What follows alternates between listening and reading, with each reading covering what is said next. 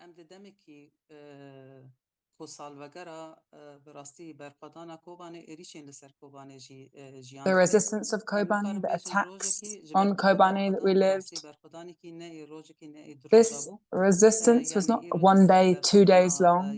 کوبانه And یعنی دژی today, ترورا on the چته resistance داعشی of وی Kobani against دولتا the ترکرا 10 سال ISIS در باسخونه gangs, it's وکوان been 10 روژان years سالا since this has 2014 passed, from برخدانا 134 2014, روژان هات of دست بکرن this resistance of 15 ماه ایلونه 132 2014 days, ایریش لسر کوبانه دست بکر from the 15th of لبرانبری وی ایریشی September, هلبت it برخدانی کی began, this بیهم با resistance. It آلا was an بردانی هات unparalleled بلندکرن resistance.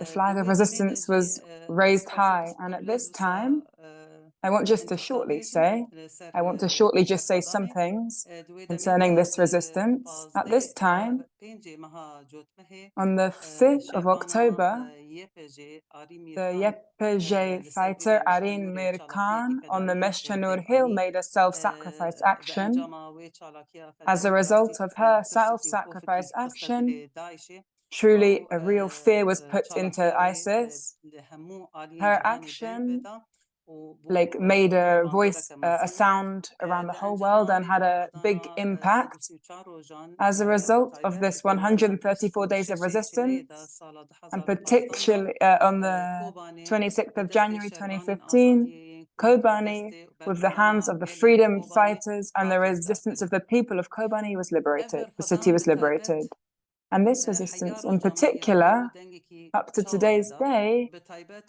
جبو kind of جنان بو ایوان impact has it کچاوا made ام for وی women? What kind پرسان of inspiration has it پرسن been? دیتر جی ام به These questions and میوان other کوره questions یین also, پانلیست امی دوی we گفتگو هیدا will امی پبرا قربت discuss بکن them with our دی panelists and بریه کو ام guests. And دست پی بکن بریه کو ام begin, بپرسان دست پی بکن ام before we دخوازن begin with these بخیر questions, we هاتنوا would like ایشی to و welcome میوان کو all یک of our پانلیست ام بکن panelists. ام جم بریز چیچک قامشلو دست پی So بکن we start with Çiçek فرمانده Qamişlo, یکنه پاراستنا جن a بریز چیچک بخیر YPG هاتی commander. We welcome her. برز سارا خلیل هفسروکا Sara سازیا نقاط Xelîl, شهیدان لکوبانی co-chair بخیر هاتی و of سارا the و family organization of the برز Martyrs مریم فاتی families in جی Kobani, کارملگه and جن Maryam آزاد Fathi روجلات from the Free کردستان Women's Union KJAR of بخیر East هاتی برز Kurdistan. مریم و We welcome her برز as well. روا افغانستان جو کومله یا جنین Also, شوروجبری RAWA, افغانستان روا Revolutionary Association of نزانم Women of اگر هاتیه Afghanistan. I بمره don't know if they آنجی have joined یگینا us وی yet درباس به or if they have still بخیر not هاتیه او جی entered the هم بخیر meeting, هاتنه but I also welcome them. I welcome از خواستم everyone. You are all پرساخوی welcome. امین یعنی I want to say our پرساگل first جبوا همو question از بکن for all بسره of the panelists, I جبکو say, پرسکی گنله because it's a general جم هوا چیچک question. دست پی بکن I will start with برز چیچک Çiçek. بلکی ما ودان آسکرین بس تنی I بناو introduced کارن you with گلکو your name, but براسی you can خوابدن shortly ناسکرین also ولو introduce دما yourself. ایریشا لسر کوبانی و برخدانا کوبانی And when the پیشا attacks on ون دنگ Kobani, بون ون the خودی resistance ایجان of Kobani اکتیو was بون occurring, یعنی where او were you? آگاهیم What were your برخدانا کوبانی و roles ایریشن چتین in دایشی this لسردا resistance of و چو آموش Kobani وازی کرد کرم کرد against the attacks of ISIS? What kind of response were you giving? Thank you. All the listeners listening to us now, I welcome you all. As you also said in the beginning, the day of resistance of Kobani is a day of a special day. How? As a fighter of YPG, my name is Çiçek Qamişlo,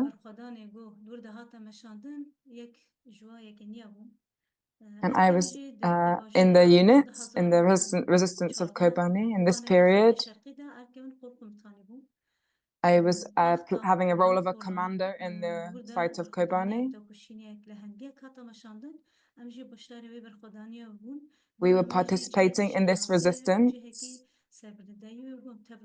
It's a place of proudness. This is a day, a valuable day, a precious day, World Kobani Day.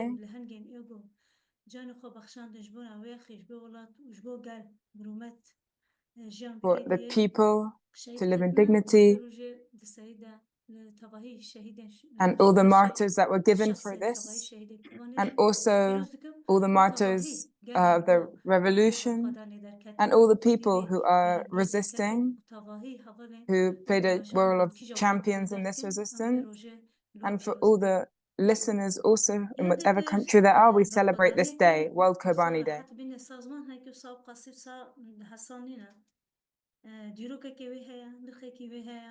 This day has a history.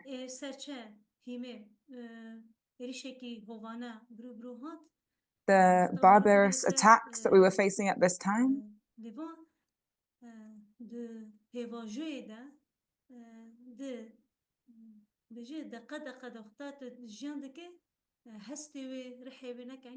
when you take it point by point and the feelings that come with this, it's about this connection to love of the land and the earth. This comes first to mind. If we talk about the International Kobanê Day, the role, the mission, the responsibilities, the duties of defense, the young men and women of this land with the flag of YPG and YPG who were carrying out this resistance. And at the same time, its history is really important. We will also evaluate this in more detail. The days the attacks were made is not insignificant. 2014, it's also the day of the founding of the autonomous administration and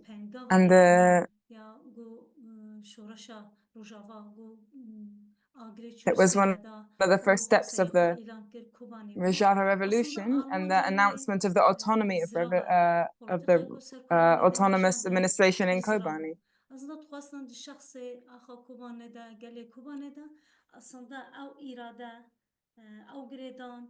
And this will, this connection, this heroism, this mission that was wanting to build a free life and have status, it was wanted that this will be broken through these attacks on Kobani. How can we evaluate this more?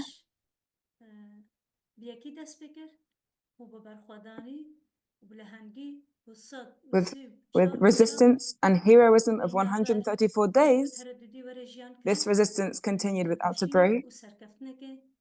It was a struggle that achieved this success.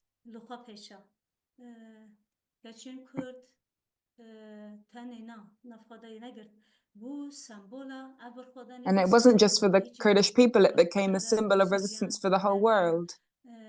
Armenians and Syrians and Arabs and Turkmens people too, up to freedom-wanting people, democracy-wanting people all over the world, socialist people. This force, this resistance, this connection, this love of life, for freedom, for democracy. This was also a product and impacted all over. Participation in this resistance too. And this became also a model for the world with the participation and leadership of vanguardship of the women. But we also saw in the personality of Arin Mirkan and thousands of fighters, heroic fighters who in this resistance took tasks on their shoulders to make sure the resistance will be successful, to guarantee the liberation of Kobani.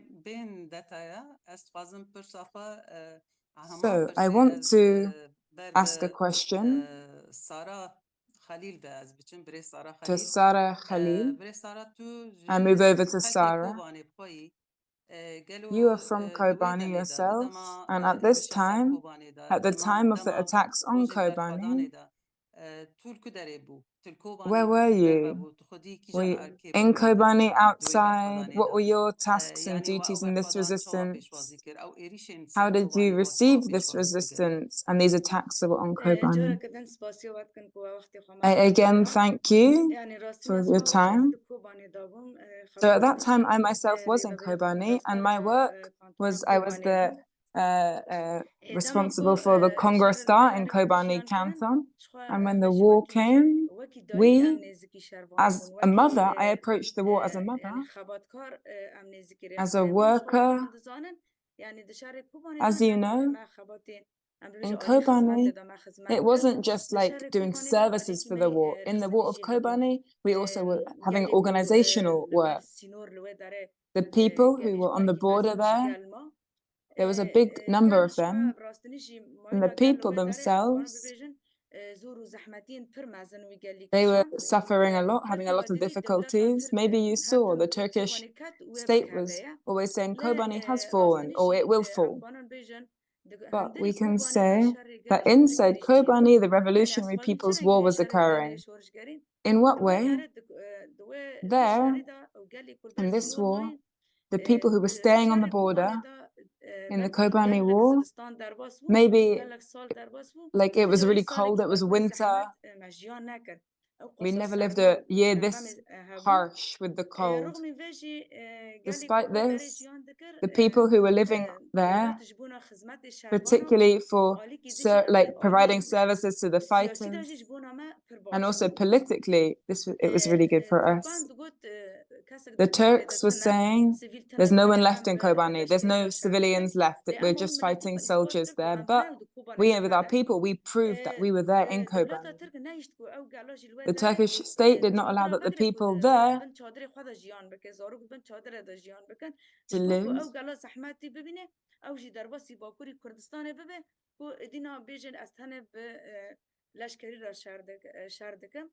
Because they wanted to, they would not let people pass into North Kurdistan to say that there are people living there.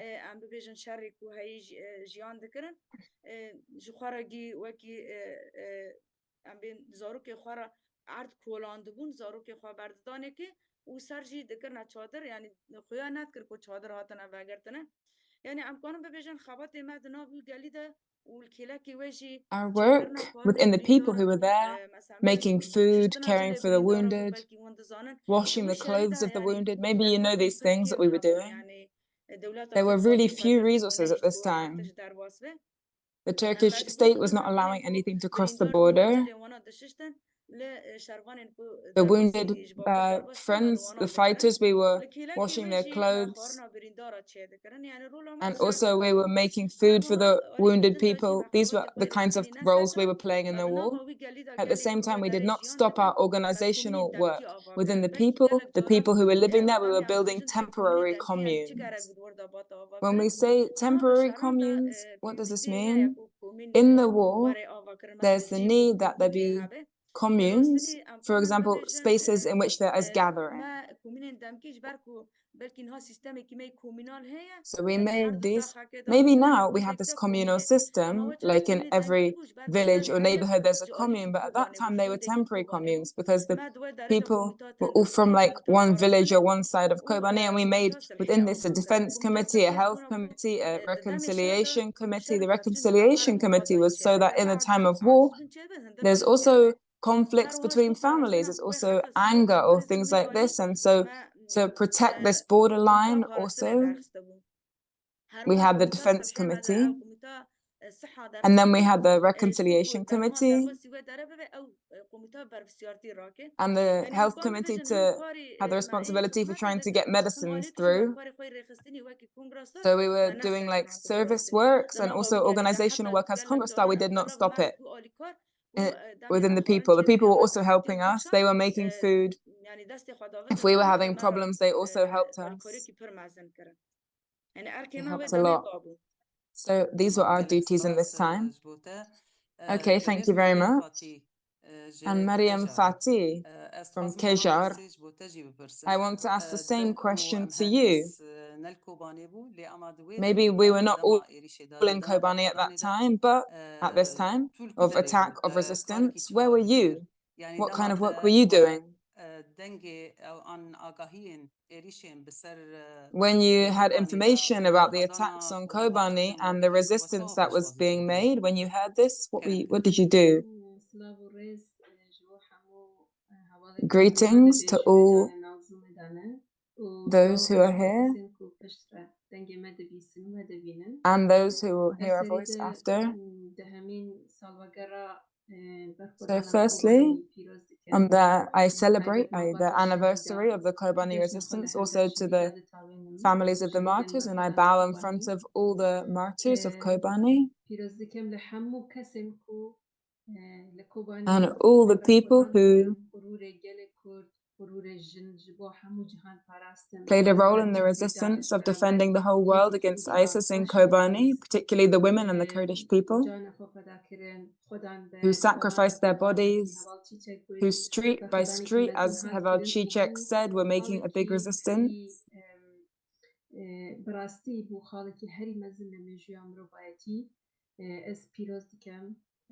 I celebrate all of this. And the resistance of Kobani now is also continuing, particularly against Erdogan. At that time, I was doing external relations work of KJAR in Europe. In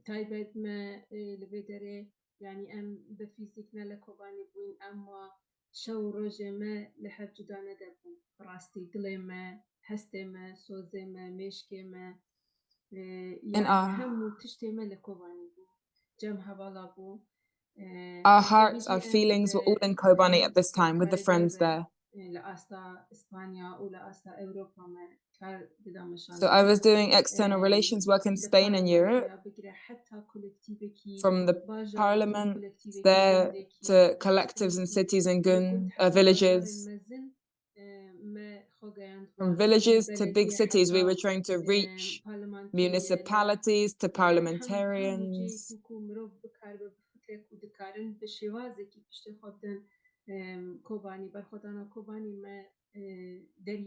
All places we were trying to spread this information of Kobani. At the same time, we were doing organizational work because we have many friends there who are maybe not people of the Middle East or Kurds themselves, but they also had their hearts in Kobani. We were making collective platforms to do organizational work,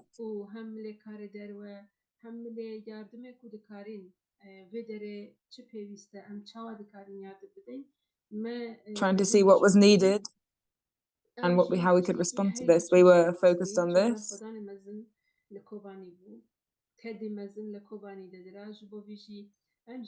And there was a big effort being done in Kobani, a big resistance.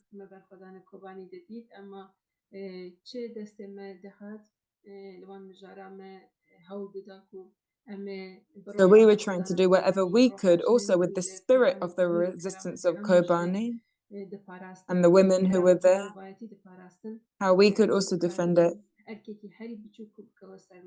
That even the smallest role we could, also take on. Thank you. I again now welcome RAWA. Armila Karmini, we welcome her from RAWA. So I would like to ask the same question I've asked to the other panelists to RAWA. In 2014, when the attacks on Kobani and the resistance of Kobani were occurring, where were you at this time? And what kind of tasks were you doing? How did you hear about it? And also before this, if you want to introduce yourself, it's good.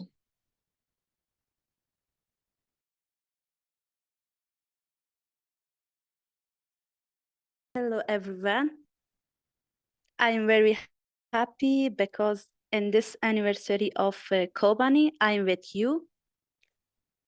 First of all, my name is Armila. I was born in 1996 during the first era of the Taliban, and I lived in the western part of Afghanistan until the Taliban's return on August 15, 2001. I am a member of RAWA, which stands for the Revolutionary Association of the Women of Afghanistan. It was established in 1977 by Martyrs and is Afghanistan's only political feminist organization. We have advocated for freedom, secular democracy, and social justice since our establishment. And also during the Kobani women's resistance against ISIS, I was in the western part of Afghanistan among those who prized the bravery of Kobani and its Kurdish women. Although the security situation in Afghanistan did not allow us to hold public demonstrations under the name of RAWA. So we made great effort to support the women of Kobani from afar, despite the risk involved. For example, on the 12th of the October, we were in the Kabul in the 2014, and we had one demonstration for the Kobani and women of the Kobani, and also in another provinces of the Afghanistan. On the 1st of the November 2014, we have another demonstration on the western part of the Afghanistan for the Kobani International Day, and also it was in the western part of Afghanistan, for example, in the Farah and Mazar provinces.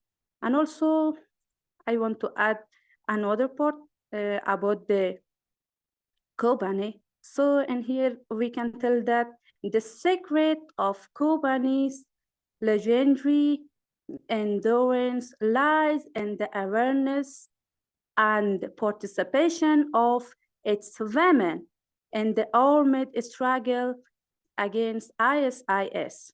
The women of Kobani fought fiercely against ISIS, leaving an indelible mark on history. Thanks. سپاس بۆ تەژی برێز ئارمیلا. Thank you. I go to the second question to Çiçek. In 2014, 2 years after the beginning of the Rojava Revolution that you yourself talked about, also the year of the founding of the Autonomous Administration of North and East Syria. What kind of period was this? There was these attacks on Kobani. How were they being practiced? What kind of force was there in this time? There was the YPG, the Women's Protection Unit, protecting Kobani, and the success in Kobani. What kind of impact did this make? Thank you. So, as the other friends also talked about, the year of the founding of the Autonomous Administration, in 2012, on the 19th of July, there was the Rojava Revolution, with the vanguardship of the people, the youth of Rojava. It became a day of the women's revolution, a day of existence, of independence, people with their own will, with their own voice coming out. It's a historical day. Everyone in history was saying there are no Kurds. How are there Kurds? And actually, this revolution proved that there have always been Kurds and there will always be Kurds. It was proof of this revolution. And at the same time, it was years of war, of struggle, of resistance. And on the side, and the successes that came from this resistance also. And there was the first attack on Sara, various attacks from different forces. and terrorist forces that wanted to strengthen themselves, in particular in 2014, the attacks from the gangs of ISIS, these dark forces, and their aim was this: to make this revolution fail and put it under the capitalist oppressive mentality and the imperialist system.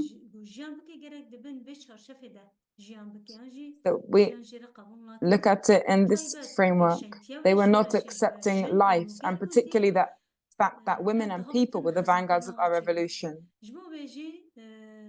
For this reason also, in the Rojava revolution in particular, they took Kobani as a target. This was not a coincidence.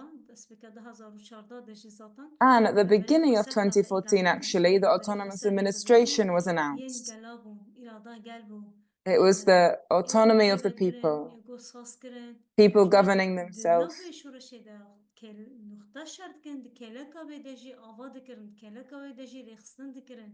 Because even within the war, there was this organization, because the foundation of this revolution was the organization of the people, as Sara also talked about, and Maryam also.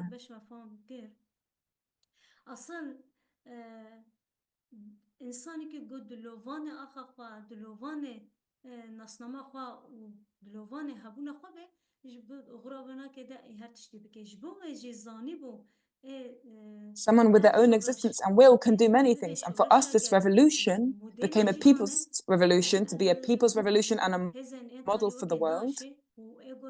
Forces like Daesh, like ISIS, who were also giving them a hand, like Turkey and AKP, and other countries, various different countries, who were in a hidden way giving a hand to ISIS, because the confederal system and the system of the autonomous administration with the brotherhood of the peoples, if this were to become a model, and Rojava and the people of North and East Syria with all their nationalities would achieve recognition and get force, this is the reason that they were attacking this. This was also an aim.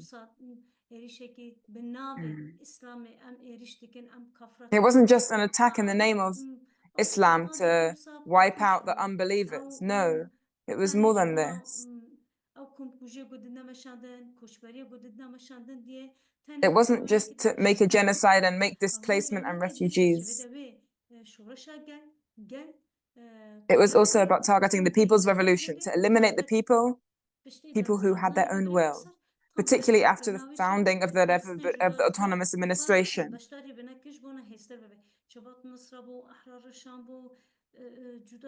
There was Jabhat al-Nusra, Ahrar al-Sham, other forces who have been attacking us, also forces from outside, with foreign fighters too. So many people coming, organizing themselves here, saying,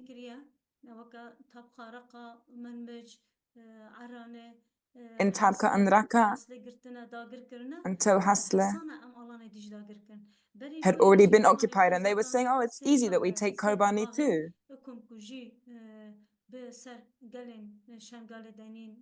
That also was the Yazidi genocide in Shengal, and governments like KDP were not protecting the people there, and they were, so ISIS were saying it's easy to take Kobani. But with the unparalleled resistance of the youth of Rojava, the people of this land, those who resisted in Kobani, particularly the fighters of Yepege and Yepege, ISIS was shocked at this resistance. So they were aiming to both defeat the People's Revolution and the autonomous administration. But the people who were resisting, they were the people of this land, the youth of this land, who were fighting to protect their people and their land.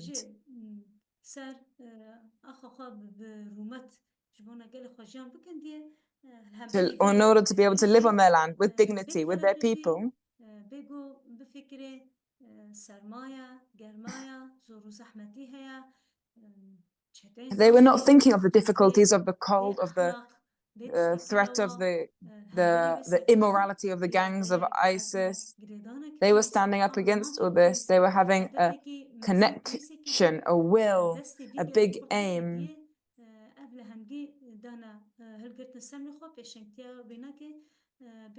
And they were the vanguards. And we can also see within YPG and the resistance of the people.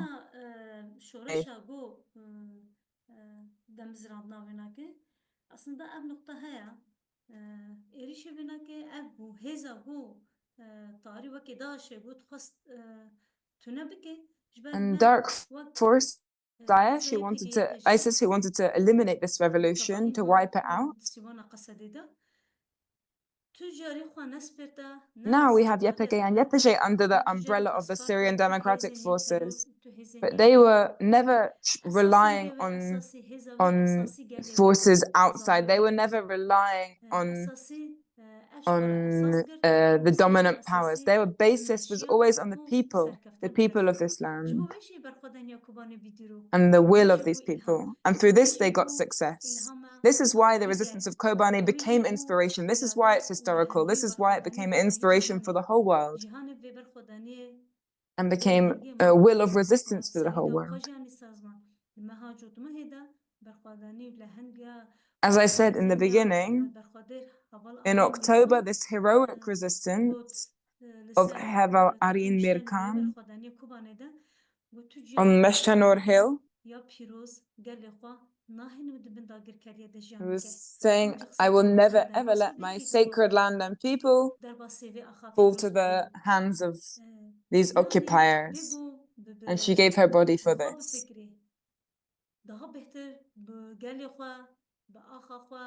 Before these people were thinking of themselves, they were thinking for their comrades, for their people, for their land. And for us to be able to protect our people and also to achieve status and recognition in Rojava, that we can, with our identity and existence and will and people, actually have recognition and status, we say that we will give our bodies, make them a shield. And other friends who also became heroes in this way, who followed Heval Arin Mirkan on her action. They followed her. They were saying, we will never give permission to these dirty feet to be on our land, to dirty our people in this way. And on this basis, then there was this heroic resistance carried out. And this is why it became historical.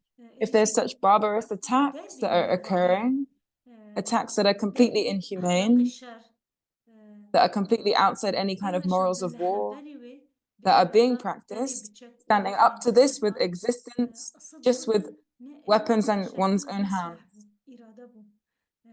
But actually, this war was not being waged with weapons. It was being waged with will, with vanguardship of YPG and women. And there, YPG became the identity of women, became the identity of a model for the world. It wasn't just about lifting up a weapon and taking some positions. It wasn't just about firing some bullets or about eliminating some ISIS fighters. No, it wasn't just limited to this. And I think those who are listening to us now, I say it was not just this. These fighters were facing thirst and hunger every day, lack of sleep, cold. They were facing every kind of difficulty. There was 12,000 martyrs given for this revolution and thousands of people injured.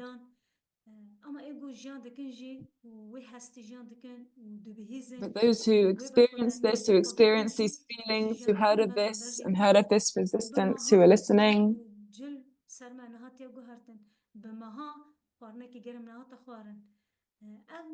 these people were for months not eating hot food, these fighters. It was needed. we had this desire to give this effort that we would liberate this land. Because the aim of these ISIS forces was to eliminate the women there as well. This women's vanguard ship that was there.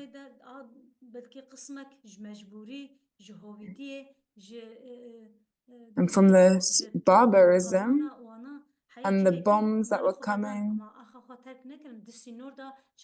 people of Kobani were forced to leave their homes, but they were also playing a vanguard role in supporting and helping the resistance, which strengthened our will as fighters even more.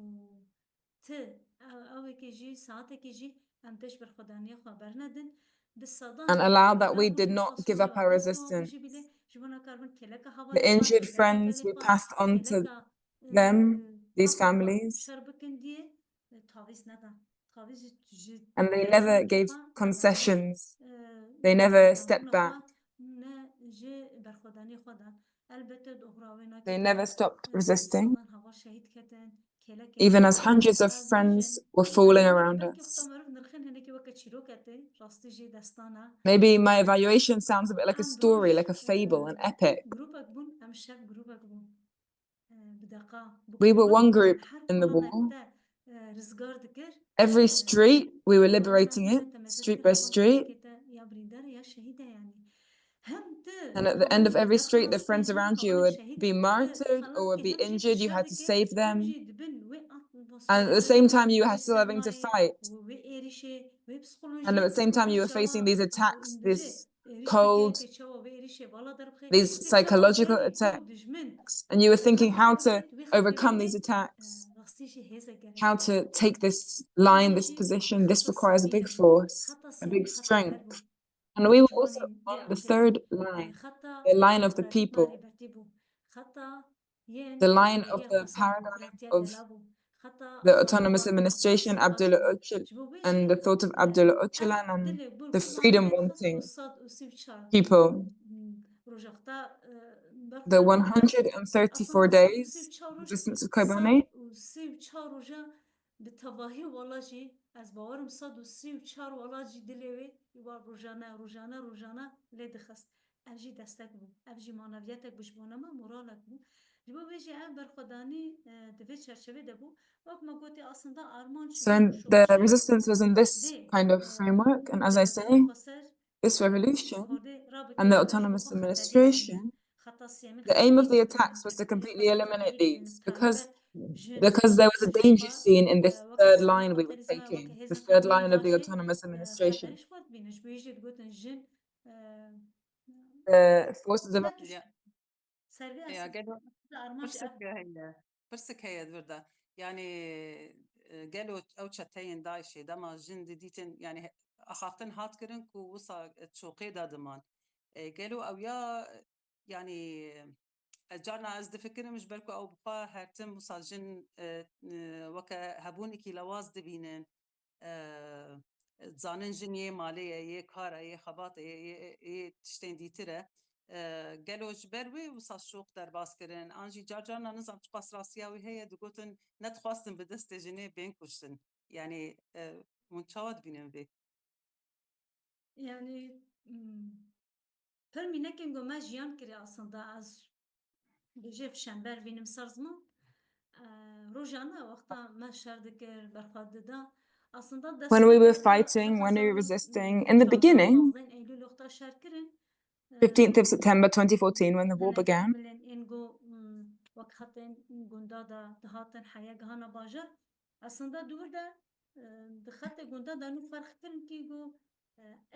we were not aware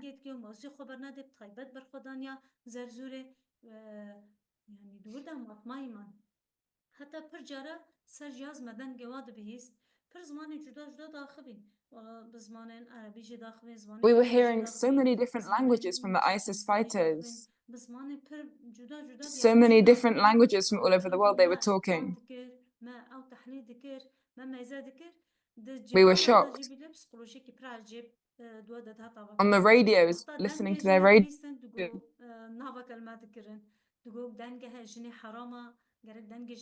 And then when they were hearing our voices, they were hearing the voices of women. They were saying, this is a sin. We shouldn't be hearing women's voices here. This is not a women's war.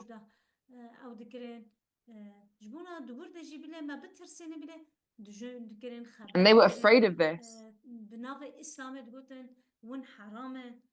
They were saying, you are sinful. This is not your place. You need to go. You need to go look after the children and make food. They were saying these kind of things to us.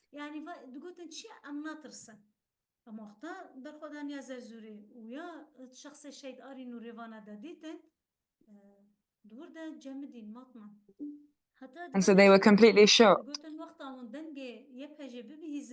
They were saying, when you hear the voices of YPG, fall 100 meters back, because they will get right into your heart and eliminate you. We can't die at the hands of YPG because we will go to heaven. We will go to hell. We will not go to heaven. We should not be killed by the hands of women. This is what ISIS was saying.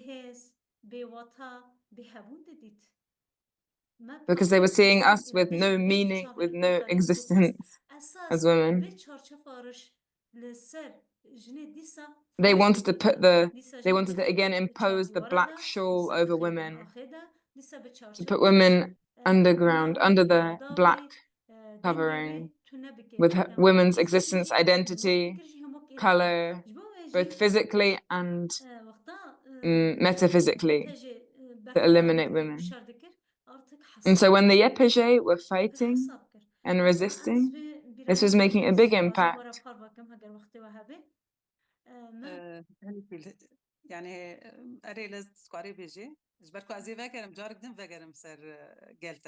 I just wanted to say, I will return to you from other questions, but now I just cut you off.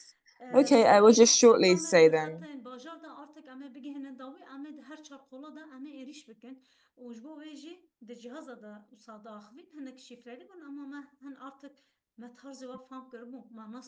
So ISIS was speaking on the radio. They were saying somehow in a coded way, but we were understanding it, that they were making a certain attack to surround them and take Kobani.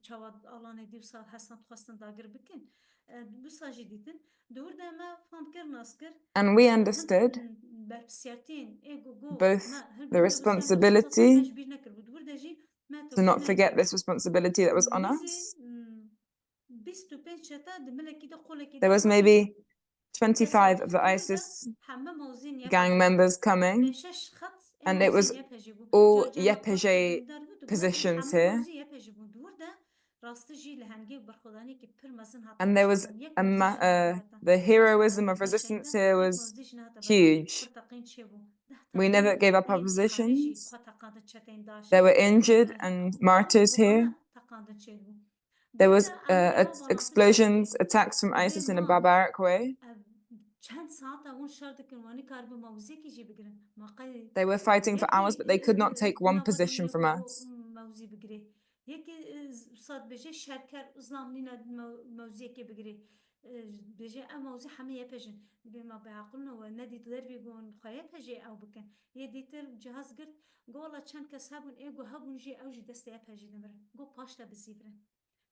And ISIS, we heard them on the radio saying, these are YPG positions and our fighters are dying at the hands of YPG. We have to pull back. We have to retreat. We cannot fight this.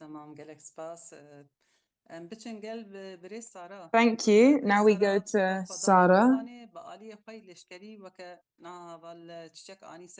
Çiçek talked about the resistance of Kobani from a military side and how it was known in the world in this way.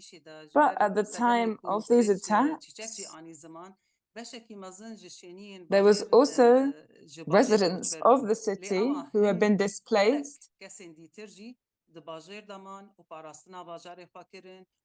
but others who were also staying in their city, who were helping the military forces, who were not leaving the city. And so in this resistance, women like you, who stayed in the city, يعني What kind of tasks were you taking on your shoulders? Can you share your memories from this time with us? What life was like at that time and how you were doing your work, your support for the military forces, what kind of morale you were able to give? So when the attacks occurred, maybe 3,000 people in Kobani passed over the border, and this border that has been put on us, we can say people were passing across it. People who have been trying to cross it for years have been fought, but when the attack started, Turkey was letting their border be open to people who were coming to attack Kobani. Maybe you know that when there was the attack on Shengal occurred, and in Raqqa and Ainesa, ISIS was making barbarous attacks, all kinds of genocide and murder. Like we saw how in 3 hours Mosul fell to ISIS. Then they turned to Shengal. The people of Shengal suffered hugely at the hands of ISIS. The people who stayed in Shengal, the men were murdered, and many women who fell into ISIS's hands were enslaved and sold. So those who stayed in Shengal, and there was the protection of these people who took the places of the Peshmerga, who, as you know, did not use the heavy weapons and left. But the freedom guerrilla who came were able to liberate the people there with these weapons. And then in September, on the 15th of September, the heavy attacks on Kobani began. And we had attacks before from Ahrar al-Sham and Jabhat al-Nusra in 2012. In 2012, we had the first anniversary of the 19th of July revolution when the state was kicked out. And then there was their first attacks on Rojava. At that time,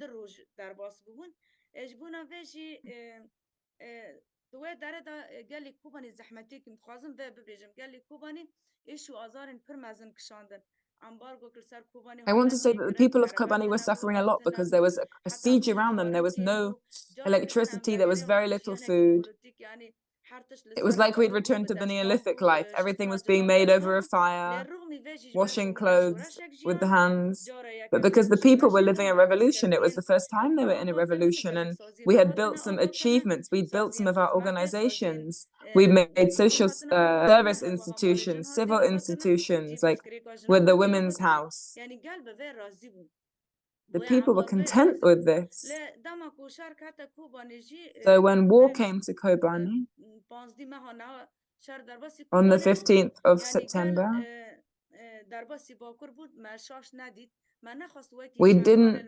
when the people were fleeing to North Kurdistan, to Turkey, we didn't see it as wrong because we didn't want the same thing that happened in Shengal to happen here, that all those people would be enslaved and murdered and women being sold.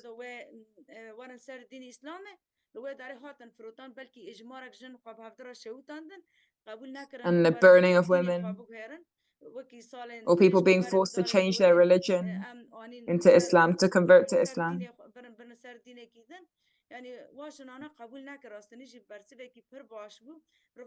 Like the women who did not accept this forced conversion and then were then burnt in response. So we didn't see it as wrong that the people were leaving Kobani and going to Turkey, to Bakur, North Kurdistan. But then those who stayed in the city, we stayed. We were a few women friends who were doing the Congo Star worked, we made the decision to stay and to serve the fighters, to try to. We gave this decision together. We made this decision. Heval Çiçek also said this.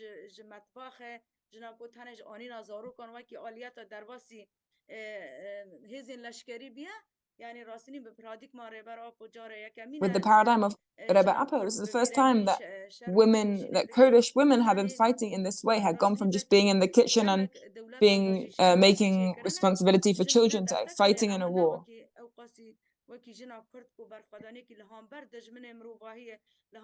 The Kurdish women here were making an unparalleled resistance against ISIS. When their names were said, everyone was afraid.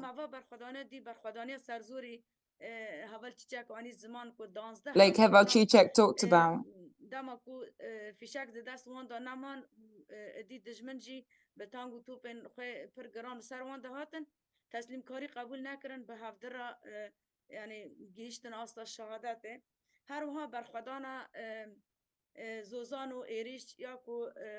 The resistance of Zazan and the attacks on Kurdistan, on the west of Kobani. When ISIS came, the organization said pull back a bit because there's tanks coming. And Zazan said, I will never let them come into Kobani. The tanks can go through my body. Her bones were shattered under the tanks that entered Kobani from ISIS. This resistance, this force of women, friends, and the hundreds of people who resisted in Kobani. For example, Martyrs, who made a sacrifice action. Martyr Arine Mirkan, who's already been talked about. Hundreds of women friends. They allow that we become a force. Maybe we didn't even know how to use weapons for us. And those who stayed in Kobani, we were just one neighborhood. We had one neighborhood in our hands at this time.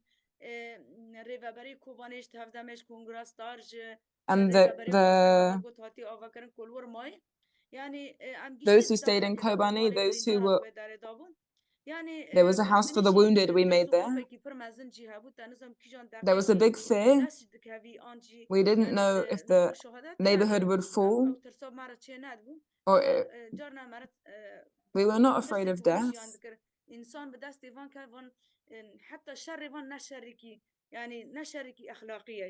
But this war was not being fought in a moral way.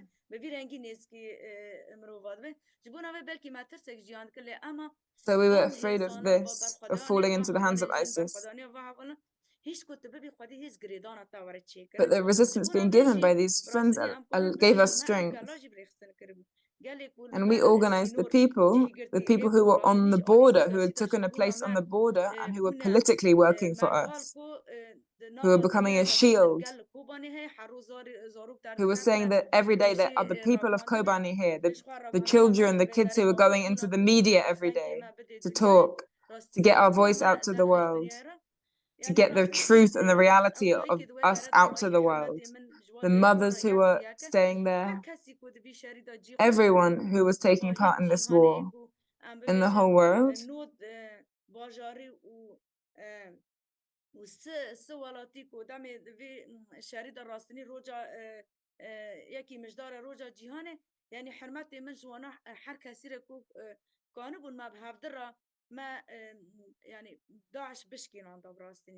يعني جبونا ويشي تاني جبو خنا بجم قال لك هفالي دنجي لكي لكي من هبو أو جي خبطين قال لك يجرين كرن مثلا عم بيجن ريبا بريو ميل في داري ماي براني تكلين خا بدار ورا شيء كنا علي سياسي دا ماينا قال لك هفالين ريبا بري إيه نتمل في داري هبو جبونا ويشي خبطك بفيرانجي هاتا كرن خازم هناك ميناكي خا بيجن دام ما كاري خاد قادان كاري خوي رخصني قادان ما دانك خاد دار رخصني دانك خوش دار خدماته دام ما خورني بريندار قادان ما تشيد كر ام دچنا با مالن بريندار حوالی جن هبو حوالی خورت هبون دگو دام کو اما دیبنن ام بگر دای کی خوا دیبنن دگو ام کیف خاشن ما هنه کی دو درتج مورال چید کر هرتم یعنی ایش ما مورال چید کر ماستران دگوتن محل بس دگوتن اوجی کیف خاشت بن امجی کیف خاش ما مورال جوان دگر و بريندارانا هیچ کو هین ام بیتر هین خورتر بن حتى هوال قوتي قال لك هوالان مثل هوال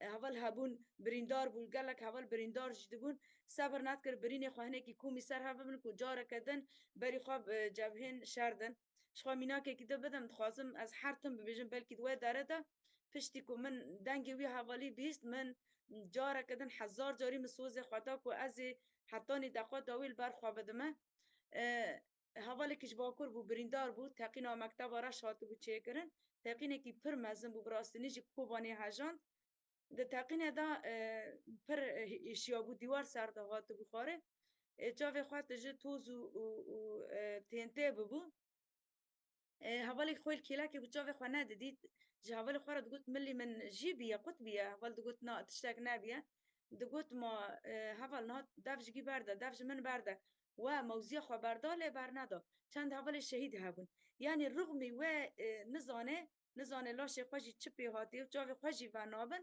یعنی رغمی ویجی پرس دکه که و نقطه خواه برده لی بر ندا این راستنی برخوادانی کوبانی اگر ام به ساعتان جی ببیجن روزان جی ببیجن راستنی ام نکنن حقی و پیدن برخوادانی کی به هم پابو شخوا دست به که بلکی مواجی نگود کوبانی دما کو ایریش بسر دهات دست به سه حمله بو حمله یکم آکو پاراستنه بو یعنی ما پاراستنا آخا خواه کرد هری داوی حمله دیامین ما دست به چاندنا شخوا حوالین عسکری دست به چاندنا مایی ناکر و کن وکرن جبو کو پاراستان خواد هندر باجار دا بکن حمله سیامین جی شخوا حمله ریزگار کرن ابو بلکه از خود گلک جاره کوالبیم ریزگار کرن از خوا ودگرم از به کوبانی نکد حتی نیکو ریزگار جبو ببه یعنی کوبانی تاخه کی پر برپره دست مداما جبو نویجی یعنی کوبانی نکتبو In Kobani, the neighborhood was in our hands. There was one neighborhood in our hands. Kobani had not fallen.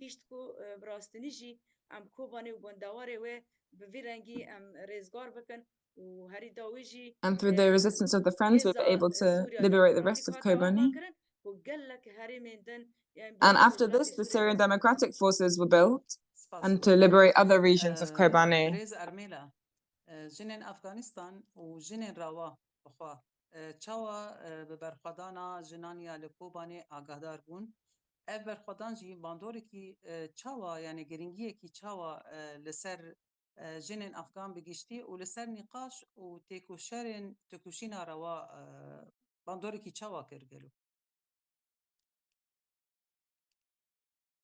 Hello again. Although we live in a war-torn and occupied country, we view it even the smallest spark in the furthest corner of the world as a positive action. So, despite Western media censorship and restrictions, the brave struggle in Kobani resonated globally, inspiring free people everywhere. So we also become aware of this struggle and also about the impacts and the significance of the resistance of the Kobani and also about the Afghanistan and RAWA's own discussion and struggle. I can add that Kobani provided valuable lessons for freedom fighters worldwide. So uniting the ranks of the anti-imperialist and the anti-fundamentalist movement. And we were also motivated by your struggle. Despite being besieged and facing serious threats, the legendary battle fought by the people of Kobani has been recorded in the annal of history, and it marking them as victors. And also about the another questions, that what's important does international solidarity have for RAWA, and how was this expressed in the solidarity with the Kobani and the women's revolution? We have also and always considered it our duty to support just and progressive movements against tyranny and colonialism, whatever they occur. We regret that due to the dire conditions and a lack of resources, we would not do more to support the heroic fighters of Kobani, who embodied the tradition of standing and dying for their soul and honor. We express our solidarity through demonstrations, letters, and support on social media. So I wish we could have been in the field standing alongside these honorable and fighting friends. Thank you.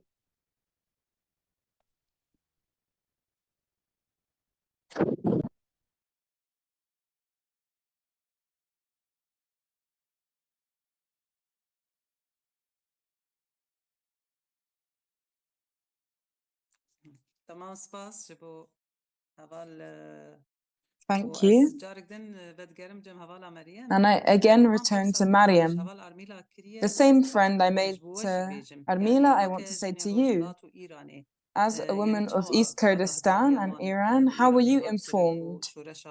How was information reaching Iran about the resistance of Kobani and the attacks that were being made on Kobani?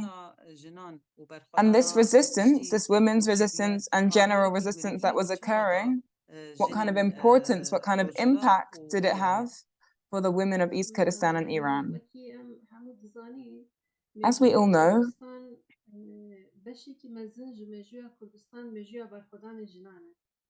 a big part of the resistance of Kurdistan is that of Rojava. The resistance in Kurdistan, with Sheikh Said in North Kurdistan, or the Rojava Revolution, in the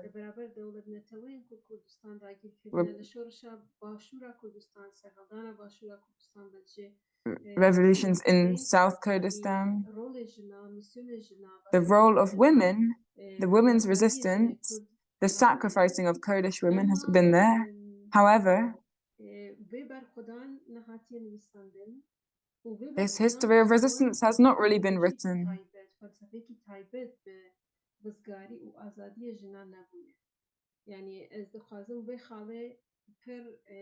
I want to say this, particularly because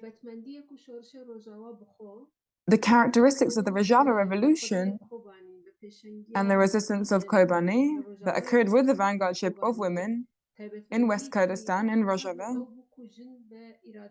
there was this particular characteristic that women were there with their own will, mentality, stance, organization.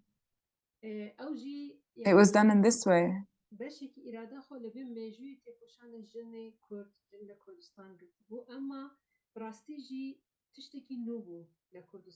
It was something new in Kurdistan. And for East Kurdistan, it was also something new.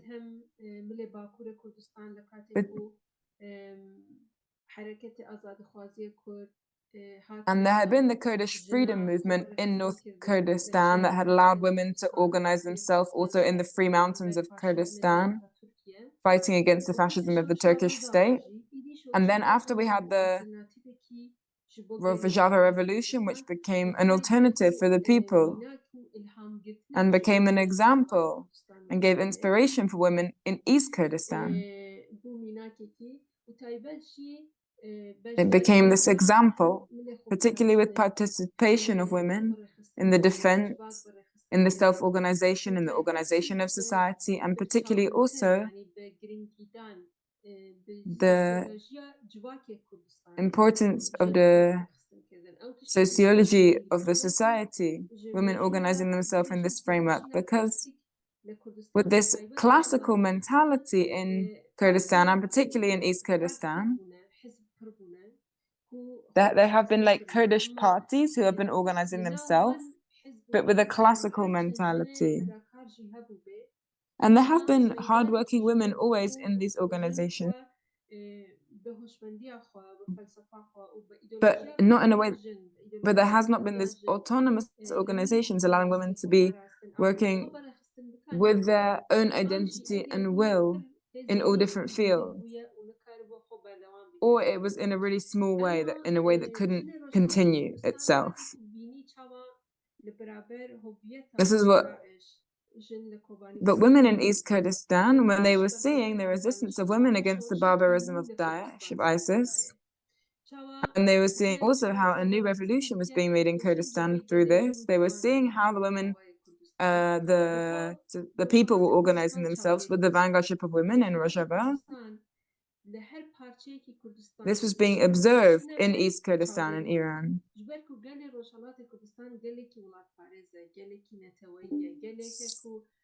The people of East Kurdistan are connected to their land. They love their land. They are looking to what's happening in the other parts of Kurdistan. The sociology of the society of East Kurdistan is like this. They are looking to the other parts of Kurdistan and seeing what's happening there. The uprisings in the south of Kurdistan against Saddam Hussein also. The people of East Kurdistan were witnesses also to what was happening in South Kurdistan.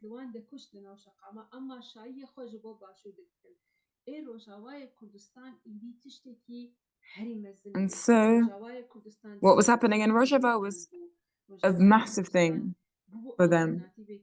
It was a big, an alternative. It was a point of taking inspiration for East Kurdistan.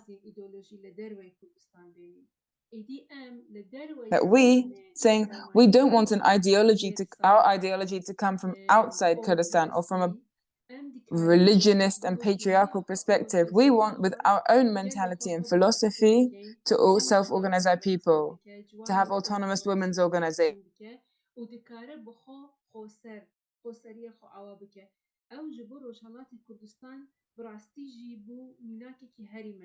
So this became a big inspiration for East Kurdistan.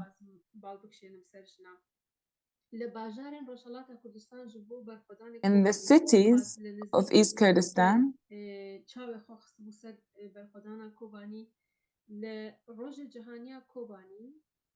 for World Kobanê Day,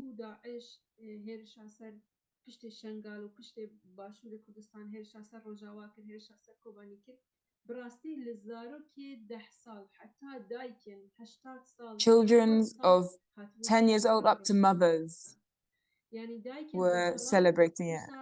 The mothers of East Kurdistan were in the city of Sine were saying that Kobani is also with us. In their hearts, they were rising up with this feeling. So it had this psychological impact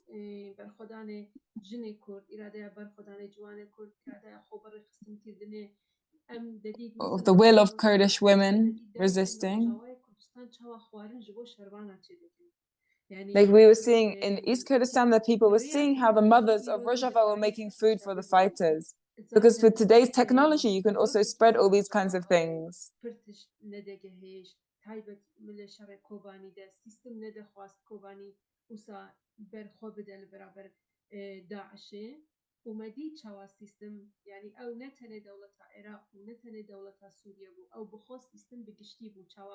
And the whole system, not just the state of Iraq and Syria.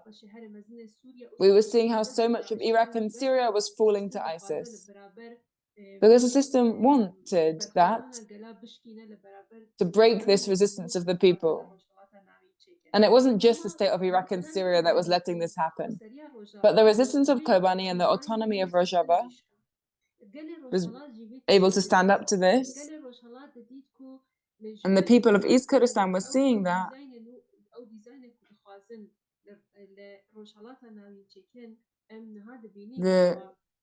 That this new design that the imperial forces are wanting to impose on the Middle East, that we now also see with the fighting in Israel and Gaza. We were seeing that this was not just in one country. The people of East Kurdistan know this. They see that it's not needed also to take a solution from outside, because now there is an alternative inside. And this alternative is giving resistance against a force like ISIS. And the women of East Kurdistan and the women of Iran and the youth of these places and the people of these places We're taking inspiration from Rojava. And we also see this after the murder of Gina Amini. We can return later to this topic also, but I want to say this. The minds of the Kurdish women in East Kurdistan, not just Rojava,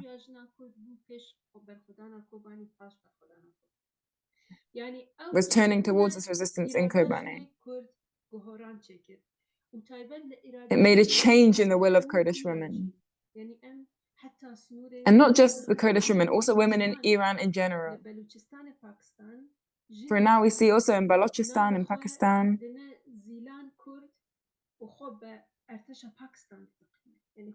a woman who took the name of Zilan to sacrifice herself for her country, for her land.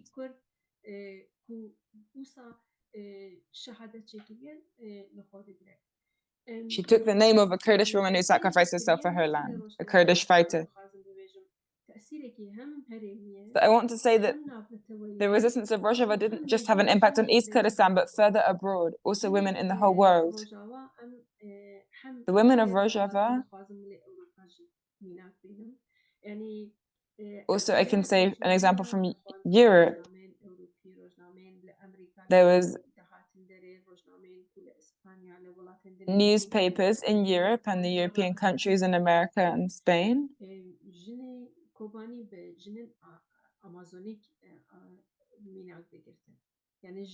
who were talking about these women in Rojava who were fighting against colonialism and also for the protection of nature, for the protection of life, of humanity, were making this resistance. They became an example of this.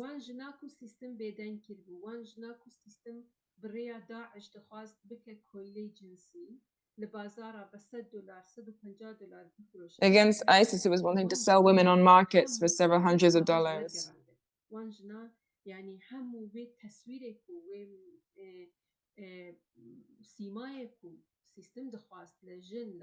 Against also the design that the system had for women in general and women in the Middle East.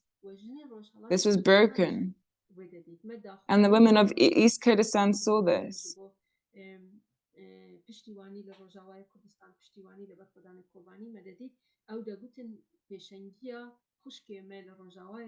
They were saying this was happening with the vanguardship of our sisters in Rojava.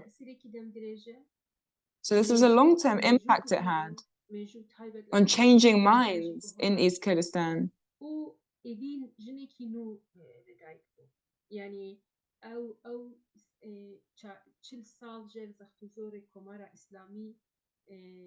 After 40 years of suffering under the hands of the Islamic Republic,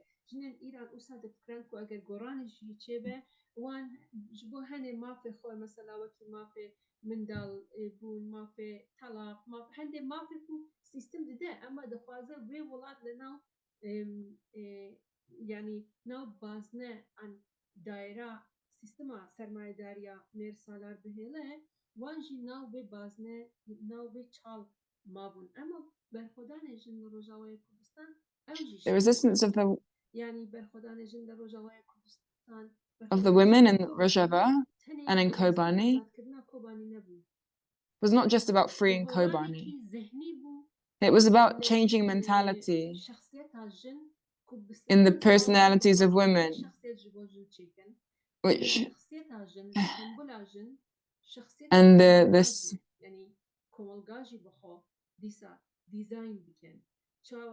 against how women were being enslaved by the patriarchal capitalist system, both in their mentalities and bodies. They were breaking this. They were a symbol of the breaking of this, was the resistance of Kobani. I can say again,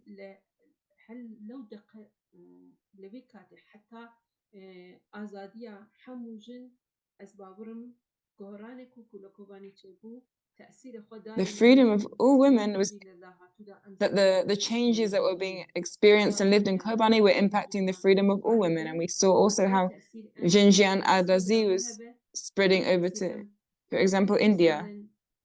دی لداهاتو لآینده ام دخوازیم زیادتر تأثیرات کو برخودان و And we want that this impact be even more. شرک مزن خباتی که مزن کو حمله خو پاراسن حمله خو برای خستن کردن حمله خو ملگا برای خستن کردن حمله گهران فلسفی گهران ایدئولوژیک on changing ideologically, changing philosophically the quality of people.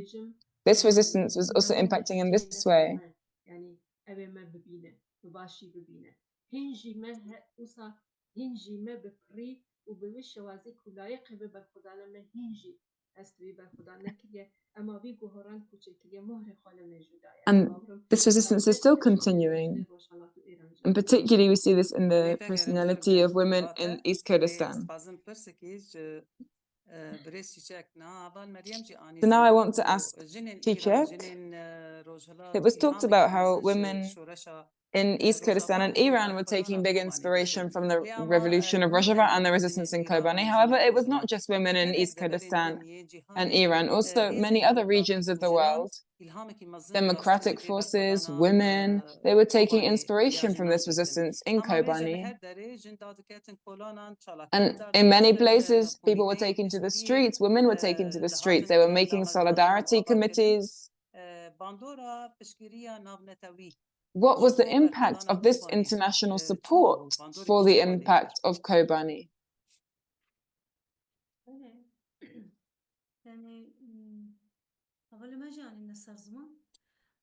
Friends already spoke about this. This support was a big action.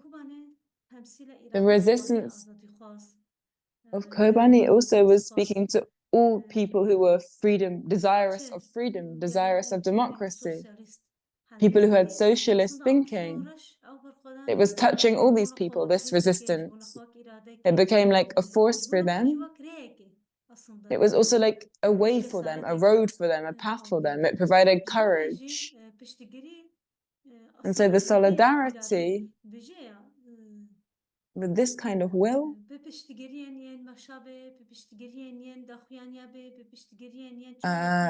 through statements, through actions, through protests, through media actions, all these different kinds of actions that were in solidarity, and there were being slogans said, long live resistance of Kobani, long live resistance of YPG, long live the resistance of the people of Rojava and the revolution of Rojava.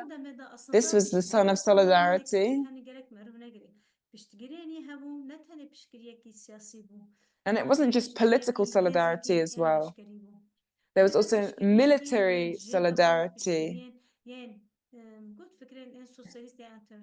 Women and people who had socialist and internationalist thinking, who were seeing this as an alternative to the imperialist and oppressive forces. They were coming to support militarily. How?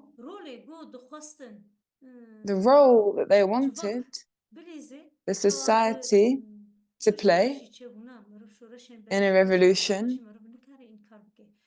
Like, you cannot deny this. Also, before the revolution in Rojava, there were other revolutions in Soviet revolution,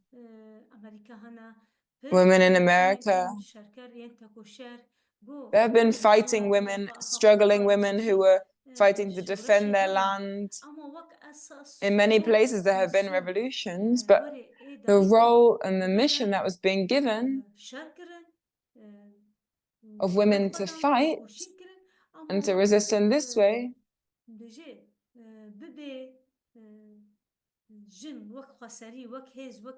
to have women with their autonomy, with an autonomy of identity and independence and existence. This was not allowed. Women were not allowed to become this kind of force by the oppressors before.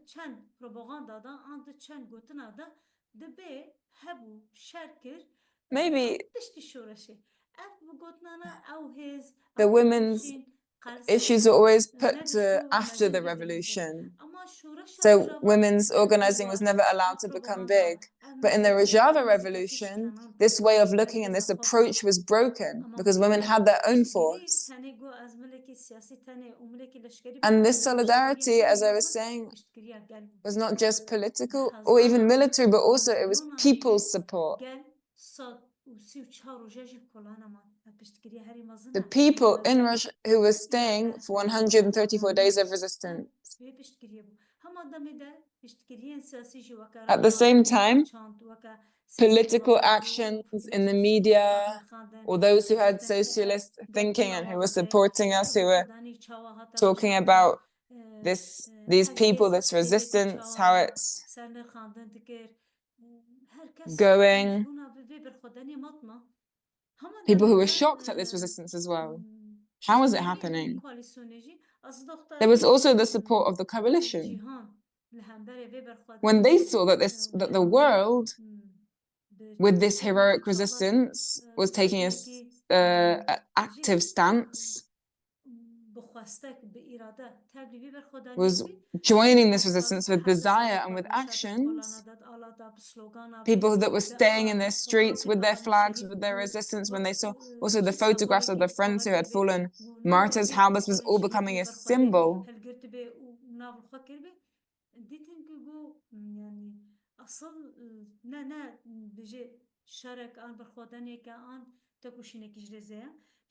They were seeing it was not a kind of insignificant or normal kind of war and resistance.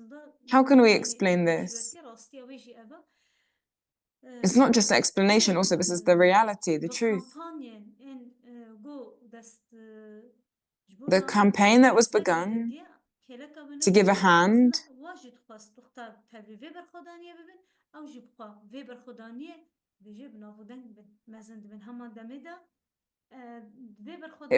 they wanted to make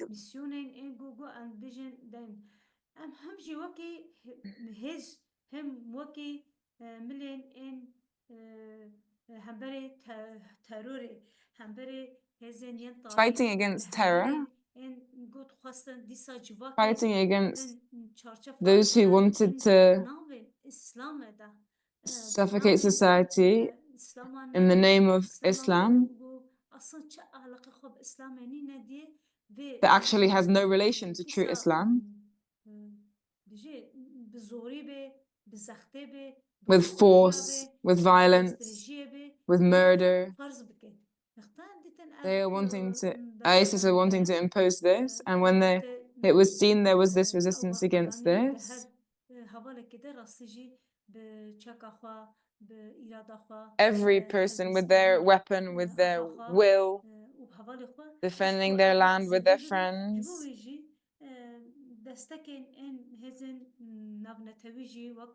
the international forces, as the coalition, they were also giving a hand. This is true. We should not hide this.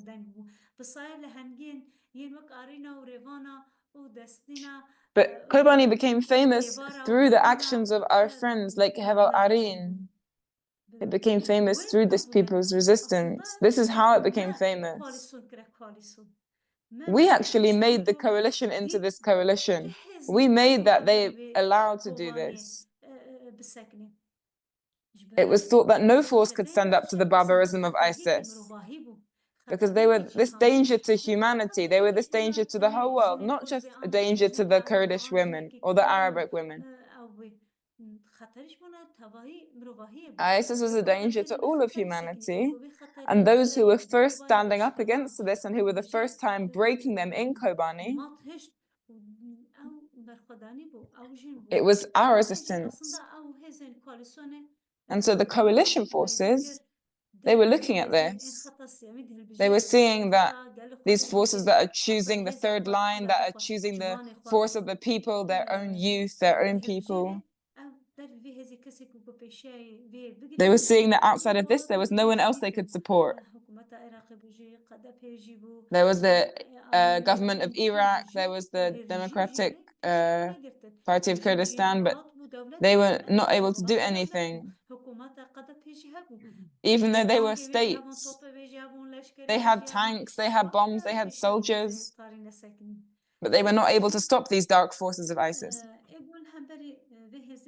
Those who were able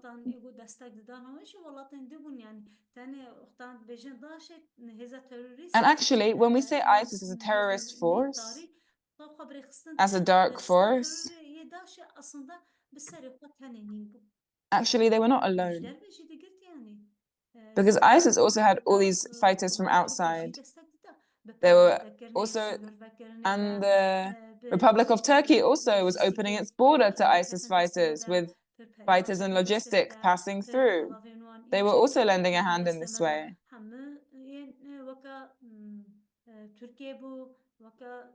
All through Turkey.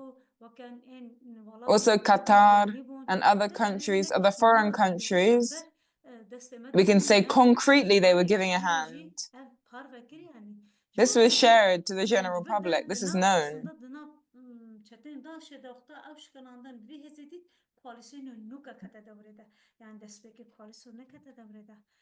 But the coalition didn't initially step in to intervene. It was only after they saw the resistance of Kobani, with the leadership of Ali Mir Khan and the people there, and the vanguardship of women.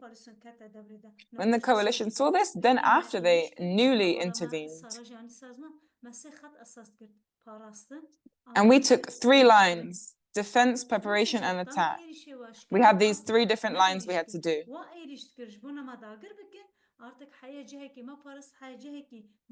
When we were able to defend up to a point, we were then in the position of attack. We were able to attack. And of course, we had many difficulties along the way here. I don't say there were no difficulties. It was a situation of, we've been having difficulties for years, but these were barbarous attacks being carried out in different ways that were completely outside of morals of war or humanism. There were difficulties here in the streets under the rain with thirst and hunger, being injured. There were no resources. And hospitals or service sites, they had been eliminated by Daesh. There were no opportunities that we were able to treat people who had been injured. But then when we were able to move out of just defending and begin attacking and taking back neighborhoods, and we, like we already said, this was supported by people all over the world who were desirous of freedom and democracy, who had kind of socialist thinking, or many other people, as it was talked about, people from Germany, people from Switzerland, many different countries in West Europe. People, I'm talking about the people of these countries. Young people, young girls, old people, they were supporting, they were giving solidarity, and this also became inspiration and force for us, and this allowed that we even more not give any concessions, not take a step back, to stand against the enemy. And the coalition saw that we had this alternative force here.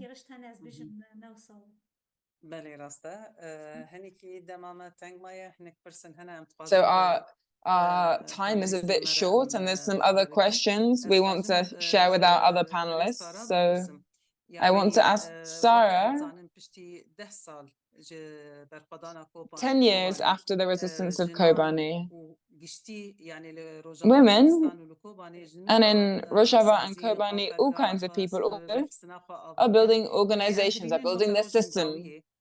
However, we see that in recent days, maybe everyone has also heard that the Turkish state has been attacking the region of north and east Syria.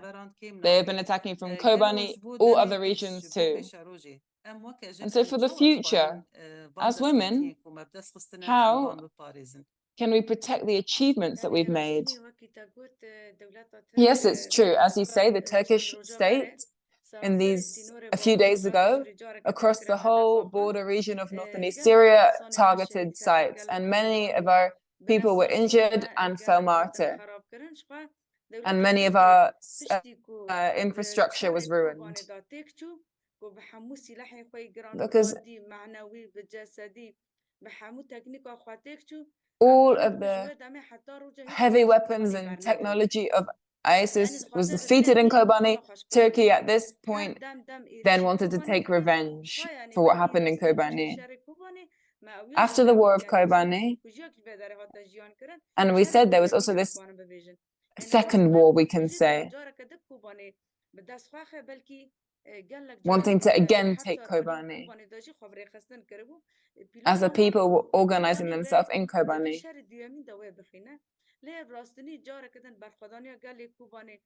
But again, the resistance of the people of Kobani was standing up to this again. And when Kobani was fully liberated, we can say that the oppressive and occupying Turkish state, that from the day of the founding of its republic up to today, has been operating to eliminate the Kurdish people, maybe every day is making drone strikes targeting the citizens of this land, targeting cars, the people that are being martyred in these cars. It's an immoral kind of war Turkey is waging. And also that Turkey has put spies in here. Turkey has sent its spies into Kobani.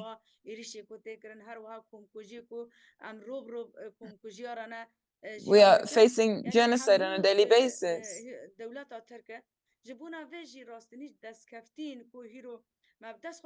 And so the achievements we've made today, Turkey wants to take these from our hands. It's been a time now we see the Kurdish people opening their own schools and universities here, reading and writing in their own language. We've had recent graduation from our university. We can say now we have our own engineers, our own doctors.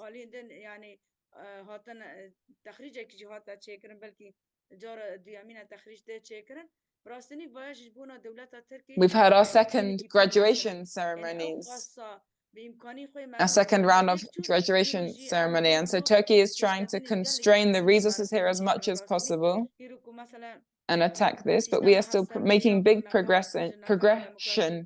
Here we have the co-chair system, we have the paradigm of RAWA through the brotherhood of the peoples, the vanguardship of women and common life in all aspects of life, the people of all components who are living here, inside society, inside institutions, inside the autonomous administration. We have the co-chair system.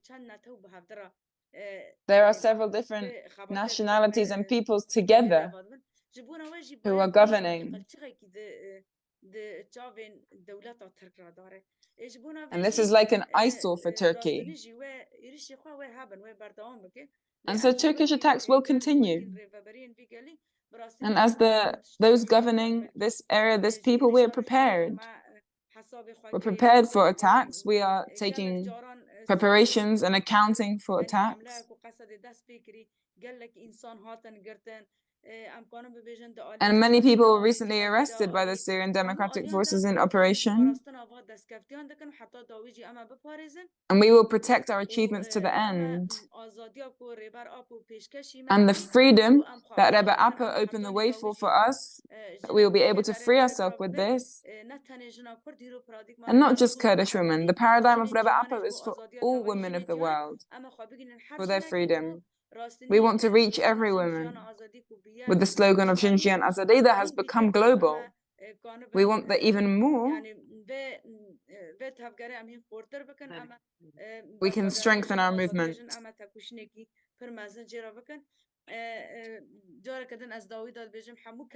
So again, I say to all people who reached out for Kobani, particularly on this day, inside and outside of Kurdistan, academics, writers, scientists, those who wrote about Kobani, who gave effort for Kobani.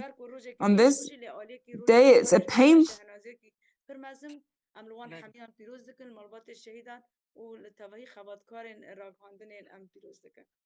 بله سپاس دکن. بریز مریم I thank you. Maryam, I have a final question for you.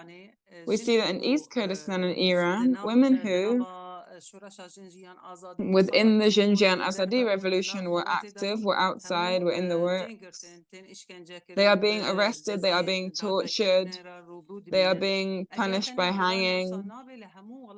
It's not just in Iran, of course.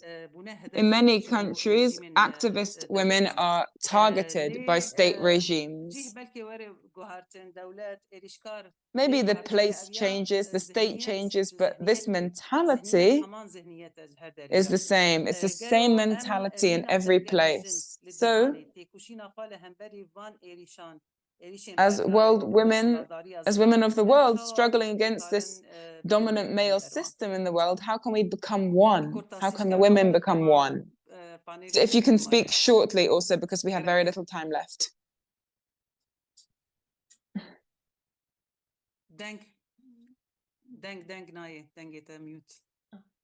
You're muted, I don't hear you. يعني مرسالاري بهزاران سال جن لحفظة For thousands of years, women يعني جنا لحفظة برانتية سر ناوين إدنتيتين جدا جدا سر ناوين دين بدء ريا دين جراي have been through religion, through nationalism, through the system, through the capitalist system, have been pushed down. And society itself has also been broken through this, has been taken apart. And we all know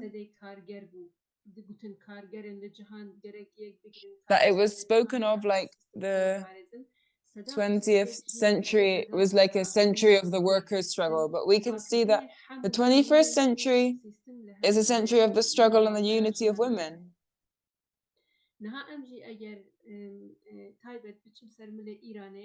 And so if we turn to Iran particularly, we see that the resistance of Kobani and the women who worked in Kobani against Daesh now are working in the prisons of the Islamic Republic.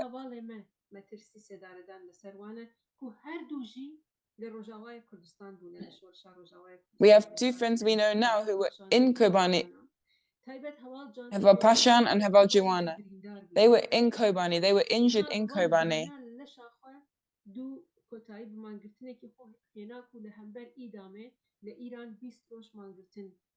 Now they have been 20 days imprisoned in Iran, facing threat of death.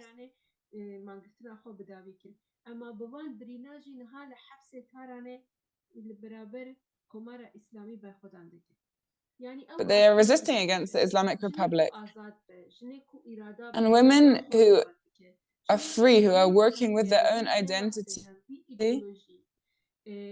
who have their own ideology, who are self-organizing with the philosophy of Raberti, they don't know borders.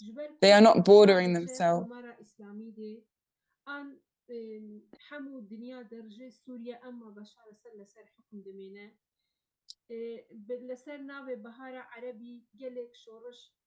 We also saw in the name of the Arab Spring, there was many revolutions in the Middle East. And we know there was big effort given for these revolutions. There was also, for example, socialist revolutions in Russia or in Europe.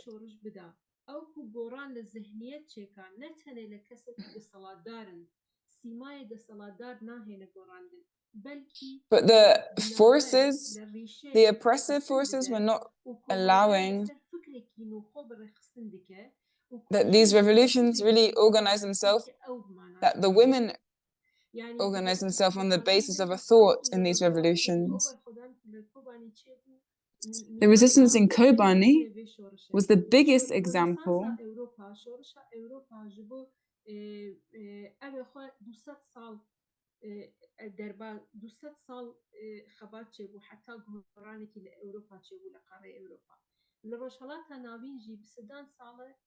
in the Middle East for hundreds of years.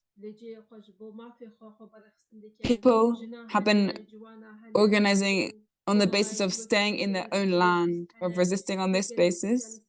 And there has been ecological movements and socialist movements. However, now this mentality revolution in the Middle East has begun with Rojava that has an alternative mentality within it. Because before we were having this more classical thinking that the system can be changed and something new can come.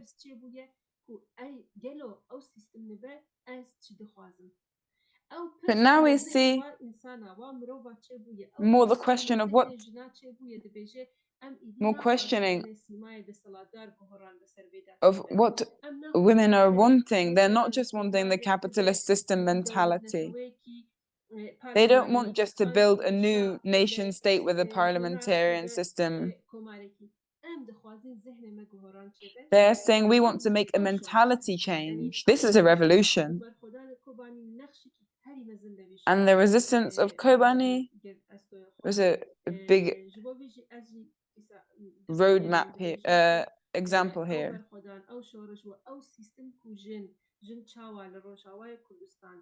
But how women in Rojava, after the resistance of Kobani and the breaking of ISIS, and also as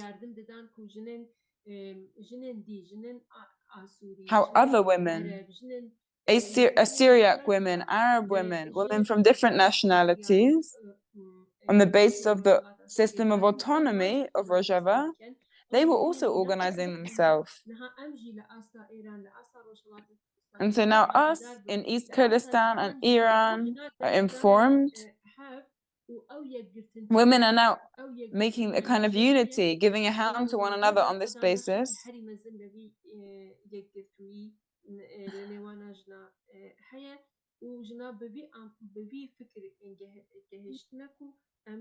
And women are understanding that it's with only removing the borders inside ourselves that we can break this system.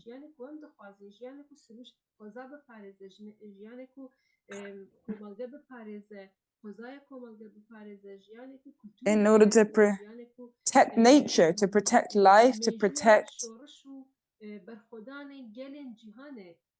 the resistance of people who are wanting socialism, people who are wanting freedom.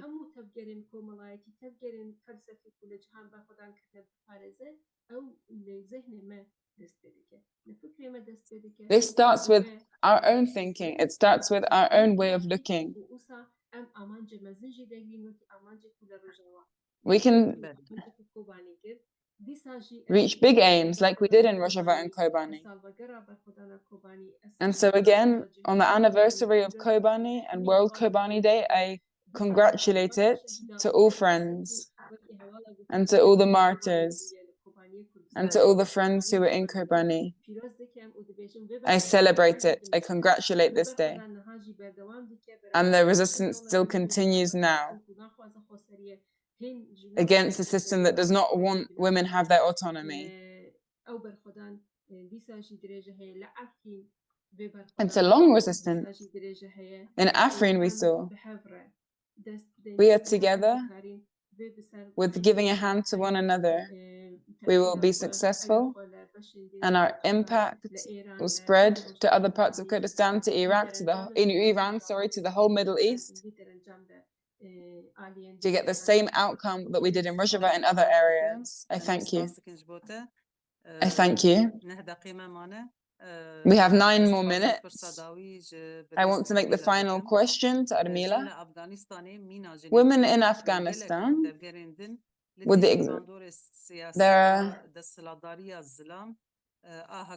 facing the politics of the male system and the hegemony of the man.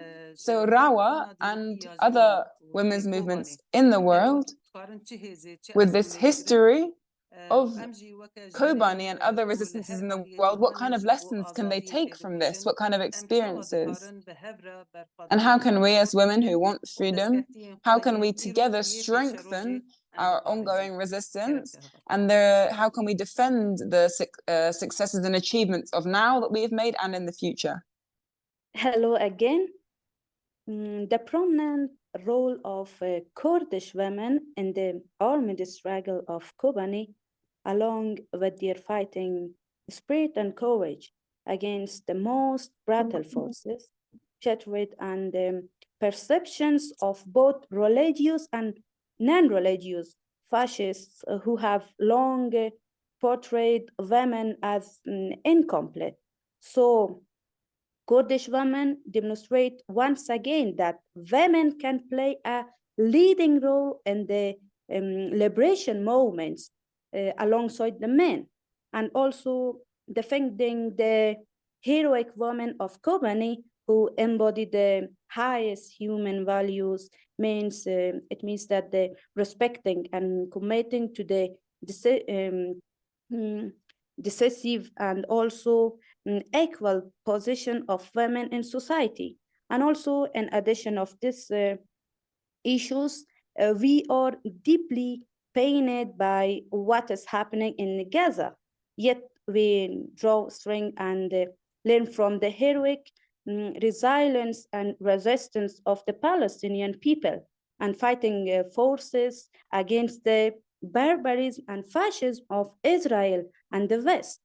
You know that if 10 years ago, Kobani was the center of heroic resistance, today, in these days, Gaza holds that position, and we must all rise to defend it, uniting in solidarity against this horrific genocide of our century, hidden by Western media and governments, so as not to abandon the suffering people of Palestine. Today's colonies reveals its bloody anti-human face in Gaza and Lebanon. So about this, that you asked me that how can we as women fighting for freedom around the world? About this one, the people of Afghanistan have endured the harsh realities of war from the Russian aggressors, internal conflicts, and also the Taliban as US NATO bombings. So having witnessed numerous nefarious deals involving Al-Qaeda and the Taliban, our grieving people understands what is happening in Kobani more than many other nations.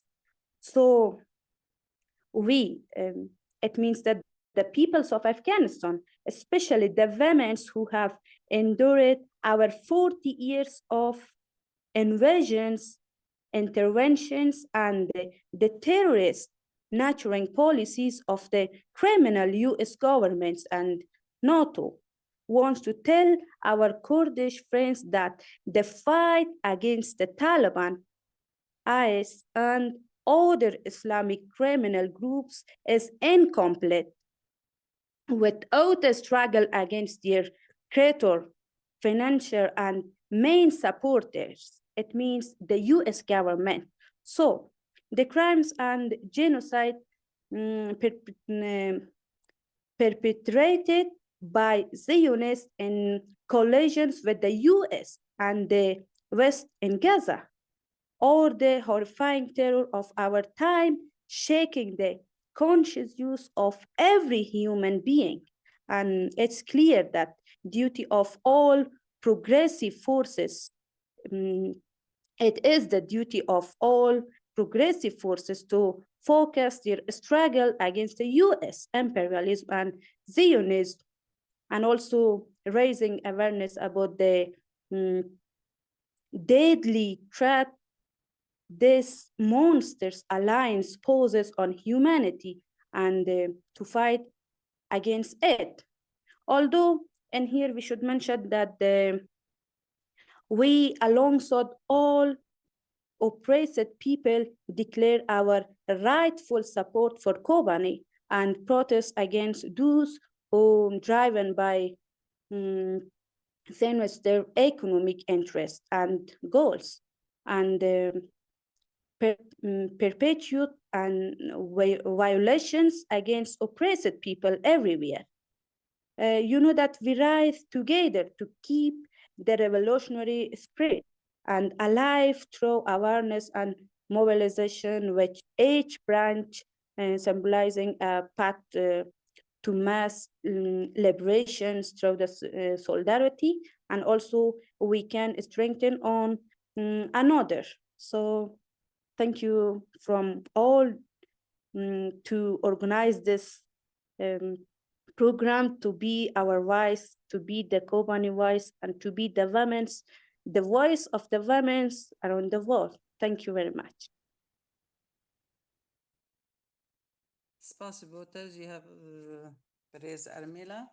I also thank you, Armila. We've reached the end of our panel. Many thanks for your participation. And as women, we take an outcome from this panel that wherever women are, whatever region of the world we are in, it's needed that we be ready and we be believing that to take up our historical role. Primarily, as women, we need to have unity between women who are from different nationalities. We have to strengthen this, to build this from all sides of the world. We need to make the strength of women become one, and for the mentality of dominant male to remove this. It's needed that women be organized, that we be able to build an alternative to this male dominant mentality, and against the system of capitalist modernity, to build democratic modernity and world women's democratic confederalism, to be ordered to be able to build this.